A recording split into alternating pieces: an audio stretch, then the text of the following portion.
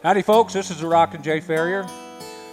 I had a experience about 15 years ago, and as a result of that I found myself laying in bed with a badly injured knee, and at that point I decided to write a poem about it and tell the story exactly how it came to be. And it's called Worthless. I was shoeing horses at the JJNP. I had 4 to do and was down to number 3. They call him Worthless and told me why. He'll sometimes buck after a long day's ride. Well, I'd shot him before and I kind of knew what I had. If his bridle was on, he wasn't too bad. I'd hopped him on 3 legs and fought him before, till they let me in on that secret. And then it didn't happen anymore. Well, that day was like any other. I put his bridle on and got to work. But on his left front foot, he started to jerk.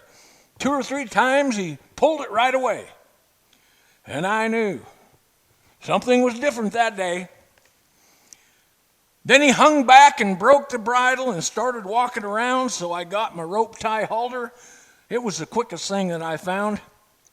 I got him caught and tied back to the fence. I should have put that on first if I'd used my common sense. Now the bridle was broke, and the only thing to do was to pick up that foot and finish nailing on the shoe.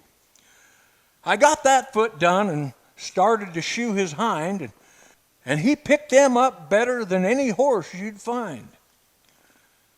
I had them both done in a hurry and was happy as could be. I only had 1 foot left. I'd shod the other 3. I got it all trimmed and ready to nail the shoe on, but there was a little dirt by his frog that I thought should be gone. I grabbed my knife and ran it down the one side, and what happened next is a sure cure for pride. I must have hit a sore spot by his frog down at the point, and he decided to transfer that pain to my joint. He jumped in the air all 4 feet off the ground and kicked me with his hind foot on his way back down. The new shoe caught me on the outside of my right knee, folded my leg in, pulling my feet clean out from under me. I landed like a ton of rock on my tailbone and then my back as I rolled over in a pile, just like when you'd throw a full grain sack. The leg felt like it was broke, my knee throbbing in pain. I just laid there on the ground with all my composure to regain. I had hit the ground so hard that I was seeing a circle of stars during the day.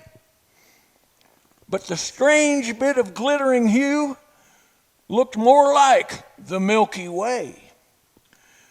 When I gathered enough of my senses, I pulled myself up to the tailgate and found that my leg wasn't broken, but my knee was in pretty bad shape. When I put a little weight on it, it wanted to bend to the inside quite a bit. And to do what I did next took just a little grit. I guess I'm just one of those guys that can't quit until the job is done. My next thought was nailing the shoe on, and it wasn't going to be much fun. My wife wasn't there. I kind of hobbled over to Worthless. Still grimacing from the pain, I reached down and picked up the shoe, still feeling like that sack of grain. I picked up his front foot off the ground, watching his every move. Then I saw the sore red bruise spot at the point of his frog in the groove. I knew I didn't want to touch it or do anything of the kind. I just quickly nailed the shoe on, and it gave me some peace of mind. At least I knew why he pulled away on the first foot. Standing on the other leg gave him pain.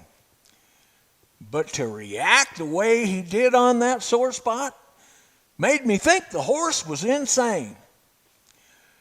I guess that must be his nature, to blow up when something's not right. Instead of giving you a warning, he comes out swinging, ready for a fight. I'd have to agree with the name that they call him. Although there were a few others that came to me at the time. But I guess Worthless will have to stay with him. The others aren't appropriate for this rhyme. Now, I didn't shoe the fourth horse. He was a colt that had never been done. I told the ranch hand watching that I was finished. I'd had enough fun. He threw my anvil in the truck for me. I threw my tools in and crawled inside. I knew that my trip home was going to be one heck of a ride.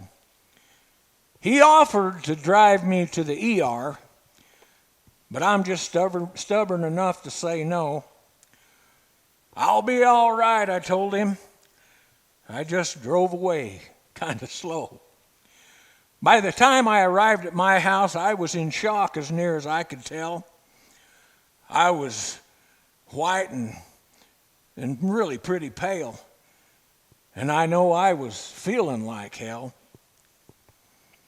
I saw those stars for at least a couple hours, but the headache, it lasted 2 days. I spent a week on my back or in the recliner, and my tailbone, it hurt both ways. The torn ligaments, well, they're gone, and sore muscles are getting better. Surgery was an option, the doc said, but it's cheaper to give Mother Nature a chance to fix it up instead. It gave me lots of time for thinking.